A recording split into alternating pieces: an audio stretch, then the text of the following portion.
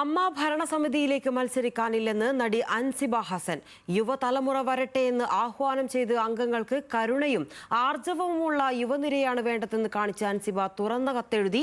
അമ്മയിൽ രാഷ്ട്രീയവും ജാതിയും മതവും കലർത്താൻ പാടില്ലെന്നും ആരോപണങ്ങൾ ലജ്ജാകരമെന്നും അഡ്ഹോക് കമ്മിറ്റി അംഗം കൂടിയായ KB ഗണേഷ് കുമാർ പറഞ്ഞു. അമ്മയിലെ തർക്കത്തിൽ അൻസിബയെ പിന്തുണച്ച് സംവിധായകൻ കമൽ രംഗത്തെത്തി. വിവാദങ്ങളുടെ പശ്ചാത്തലത്തിൽ അമ്മ ഭരണസമിതി രാജിവെച്ചിട്ടും താരസംഘടനയിലെ പ്രശ്നങ്ങൾ പരിഹാരമില്ലാതെ തുടരുകയാണ്. പ്രസിഡന്റ് സ്ഥാനത്തേക്ക് മത്സരിക്കണമെന്ന അഭിപ്രായം അമ്മ അംഗങ്ങളിൽ നിന്ന് തന്നെ ഉയർന്നതോടെ മത്സരിക്കാനില്ലെന്ന് വ്യക്തമാക്കി അൻസിബ തുറന്ന കത്തെഴുതി. അമ്മ സംഘടനയുമായി ബന്ധപ്പെട്ട് ഇനിയൊരു ഭാരവാഹിത്വത്തിലേക്ക് മത്സരിക്കാനോ സ്ഥാനങ്ങൾ വഹിക്കാനോ ആഗ്രഹിക്കുന്നില്ല. സംഘടനയുടെ പ്രവർത്തനങ്ങൾ മികച്ച രീതിയിൽ മുന്നോട്ടു പോകട്ടെ എന്ന് ആശംസിക്കുന്നു. ശക്തവും കരുണയും ആർജവവുമുള്ള ഒരു പുതിയ യുവനിര കടന്നുവരട്ടെ. ജീവിതയാത്രയിൽ ലഭിച്ച ഏറ്റവും വലിയ അംഗീകാരം നിങ്ങളുടെ സ്നേഹവും പിന്തുണയുമാണെന്നും ഒപ്പം നിന്നവരുടെ ഹൃദയത്തിൽ ലഭിച്ച സ്ഥാനമാണ് ഏറ്റവും വലിയ പുരസ്കാരമെന്നും അൻസിബയുടെ കത്തിൽ പറയുന്നു. മമ്മൂട്ടിയെയോ മോഹൻലാലിനെയോ പോലെ മുതിർന്ന ആളുകളാരെങ്കിലും സംഘടനയെ നയിക്കണമെന്ന് അഡ്ഹോക് കമ്മിറ്റി അംഗമായ KB ഗണേഷ് കുമാർ പറഞ്ഞു.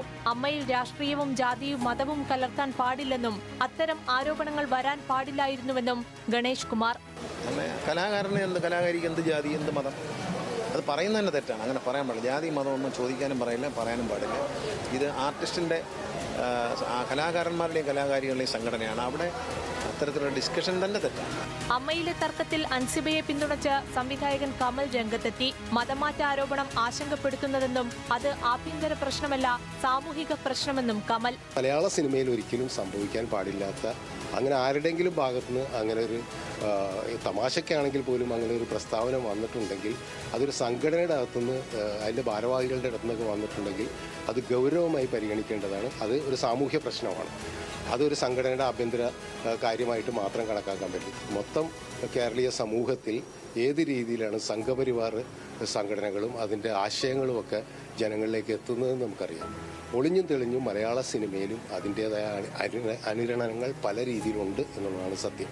കഴിഞ്ഞ ഭരണസമിതിയുടെ കാലത്തെ വരവ് ചെലവ് കണക്കുകളുടെ റിപ്പോർട്ട് അഡ്ഹോക് കമ്മിറ്റി തയ്യാറാക്കിയാലുടൻ താരസംഘടന വീണ്ടും തെരഞ്ഞെടുപ്പിലേക്ക് നീങ്ങും.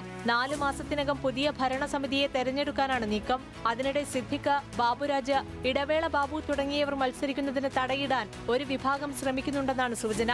അഡ്ഹോക് കമ്മിറ്റിയുടെ ആദ്യ യോഗം ശനിയാഴ്ച ചേരും. അമ്മയിൽ പൊട്ടിത്തെറി തുടരുന്നതിനിടെ അഡ്ഹോക് കമ്മിറ്റി പിരിച്ചുവിടണമെന്നാവശ്യപ്പെട്ട് നടൻ അനൂപ് ചന്ദ്രൻ രജിസ്ട്രേഷൻ വകുപ്പിന് പരാതി നൽകി. കമ്മിറ്റി രൂപീകരണം സൊസൈറ്റി ആക്ടുകൾക്ക് വിരുദ്ധമെന്നും ഏകപക്ഷീയമായാണ് കമ്മിറ്റിയെ തെരഞ്ഞെടുത്തതെന്നും പാനൽ ജനറൽ ബോഡിയിൽ ചർച്ച ചെയ്തില്ലെന്നും അനൂപിന്റെ പരാതിയിലുണ്ട്.